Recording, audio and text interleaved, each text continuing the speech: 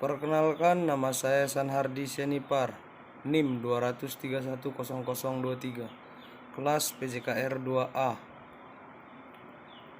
Oke, di sini saya akan membahas kinerja guru dalam proses belajar mengajar. Baik dalam kinerja guru ada 4 konsep yang digunakan dalam proses belajar mengajar. 1. Metode pembelajaran. 2. Media pembelajaran. 3. Alat pembelajaran. 4. Bahan pembelajaran. Oke. 1. Metode pengajaran. Metode pengajaran adalah suatu pengetahuan tentang cara harus dilakukan oleh seorang guru atau instruktur dalam mengajar kepada siswa atau kepada murid di dalam sebuah kelas. Dengan kata lain, metode pengajaran yaitu metode atau sebuah teknik penyajian yang harus dikuasai oleh seorang guru untuk mengajar atau menyajikan sebuah materi kepada siswa, baik secara mandiri maupun kelompok, di dalam kelas dan sedang dalam proses belajar mengajar. Ada macam-macam metode pembelajaran. 1. Metode ceramah. 1. Metode ceramah. 2. Metode diskusi. 3. Metode tanya jawab. 4. Metode demonstrasi. 5. Metode perancangan. Metode pertama adalah ceramah. Ceramah adalah metode pembelajaran yang menyampaikan informasi pembelajar kepada murid dilakukan dengan cara lisan. Metode ini sangat cocok diterapkan di tempat dengan jumlah pendengaran yang sangat cukup besar. Metode ceramah bisa aplikasikan di dalam kelas atau di dalam gedung dengan jumlah murid yang cukup banyak. Dengan menggunakan metode ini, seorang pengajar akan lebih mudah menjelaskan materi-materinya. Bahkan proses pembelajaran akan berjalan dengan efektif. Metode diskusi merupakan sebuah metode pembelajaran yang berkaitan dengan pemecahan suatu masalah yang dilakukan oleh beberapa orang. Metode yang satu ini sangat cocok diterapkan pada kelompok yang berjumlah tidak terlalu banyak. Metode tanya jawab adalah metode yang dalam menyampaikan suatu informasi dilakukan melalui interaksi antara guru dan murid. Metode yang satu ini adalah suatu cara untuk menyampaikan pembelajaran sekolah dengan cara seorang guru memberikan pertanyaan pada muridnya. Selain itu, metode ini dilakukan untuk melihat sejauh mana pemahaman murid terhadap materi-materi yang disampaikan oleh guru. Dalam metode tanya jawab ini berisi interaksi antara guru dan murid. Kedua belah pihak harus sama-sama aktif dalam proses jalannya. Aktif tanpa menunggu dari guru memberikan pertanyaan. Seperti yang kita ketahui bahwasannya bertanya merupakan salah satu cara untuk mengetahui sejauh mana para murid dapat menerima informasi yang disampaikan guru. Pengertian metode demonstrasi. Demonstrasi adalah metode dengan menggunakan benda, alat, ataupun bahan-bahan informasi yang dapat memberikan gambar yang nyata. Selain itu, untuk memperjelas informasi juga bisa dengan bentuk praktikum mengenai materi yang disampaikan. Menggunakan benda atau alat bisa memudahkan setiap murid memahami materi yang telah disampaikan oleh guru.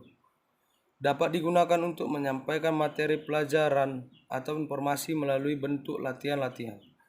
Metode latihan mendidik murid ini berfungsi untuk melatih keterampilan fisik serta mental. Metode latihan memiliki berbagai tujuan. Nah, salah satu tujuan adalah untuk melatih mental setiap murid untuk terbiasa dalam hal-hal tertentu. Manfaatnya adalah untuk mengetahui seberapa jauh pengaruh latihan terhadap hasil proses belajar mengajar. Pengertian metode perancangan adalah Metode pembelajaran dengan cara memberikan tugas pada setiap murid. Tugas yang diberikan guru adalah untuk merancang sebuah proyek yang nantinya akan diteliti sebagai objek kajian murid. Hal ini dilakukan dengan tujuan untuk memancing para murid supaya bisa menciptakan suatu hal yang baru. Pembelajaran dengan bentuk memberikan kesempatan kepada murid untuk mengerjakan suatu percobaan.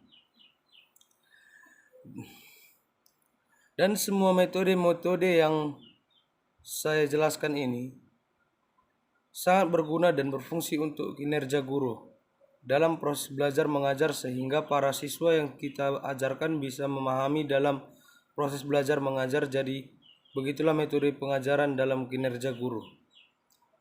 2. Media pembelajaran dan alat pembelajaran.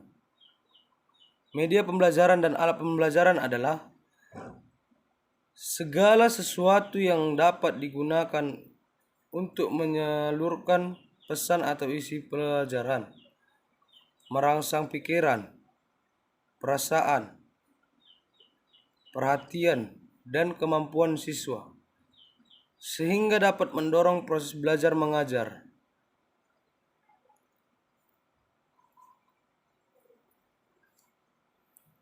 Penggolongan media ada 3, yaitu media suara, radio, media visual, gambar visual, garis grafis, simbol verbal. Media visual atau gerak, televisi. Contoh media pada saat proses belajar mengajar: handouts, konsep map, papan tulis, chart, bulletin board, film 8mm, film strip, LCD, proyektor, panel. Alat pengajaran yaitu alat digunakan secara langsung dalam proses belajar mengajar pada saat di dalam kelas. Alat pengajaran yang berfungsi untuk dibagi menjadi 2. Alat pengajaran yang biasa digunakan untuk semua mata pelajaran. Contoh papan tulis, spidol, kapur, penggaris. Alat pengajaran yang bersifat khusus. Alat pengajaran yang hanya bisa digunakan untuk mata pelajaran tertentu saja. Contoh Microsoft, jangka, kuas. Jadi, media dan alat ini sangat berfungsi dalam proses belajar mengajar, di mana media ini selalu mengandung pesan atau isi pembelajarannya di dalamnya. Sedangkan alat dalam proses belajar mengajar ini dapat kita garis bawahi bahwa tidak terkandung pesan atau isi pelajaran, tetapi punya peranan yang sangat penting dalam membentuk proses belajar mengajar. 3. Bahan pembelajaran. Bahan pembelajaran merupakan komponen penting yang harus dipersiapkan guru sebelum melaksanakan kegiatan belajar dan pembelajaran. Kelengkapan bahan pembelajaran akan membantu guru dan siswa dalam kegiatan belajar dan pengajaran. Lebih dari itu, bahan pengajar merupakan komponen yang sangat menentukan bagi tercapainya tujuan belajar dan pembelajaran. Bahan pembelajaran yang lengkap dan disusun secara sistematis dapat menciptakan proses belajar dan pembelajaran yang efektif dan efisien. Kualitas bahan pembelajaran juga merupakan salah satu faktor penentu bagi proses belajar dan pembelajaran untuk mencapai tujuannya. Oleh karena itu, bahan ajar merupakan suatu unsur yang sangat penting yang harus didapat perhatian guru dalam pelaksanaan kegiatan belajar dan pembelajaran di dalam kelas, sehingga tercapai. Guru sebagai pelaksana pendidikan atau proses belajar dan pembelajaran dituntut untuk mampu membuat bahan pembelajaran yang berkualitas. Bahan pembelajaran berkualitas dimaksud adalah bahan pembelajaran dapat menjawab permasalahan serta memenuhi kebutuhan siswa untuk mencapai tujuan belajarnya. Oleh karena itu, bahan pembelajaran hendaknya dapat memberikan pengetahuan, keterampilan, serta nilai dan sikap yang harus dipelajari siswa untuk mencapai standar. Kompetensi yang telah ditentukan mempersiapkan dan membuat bahan pembelajaran tentu saja bukanlah pekerjaan yang mudah. Bahan pembelajaran tersebut merupakan ramuan yang menentukan kompetensi yang akan dicapai dan dimiliki peserta didik di akhir kegiatan atau setelah berlangsungnya proses belajar dan pembelajaran. Sekian dan terima kasih.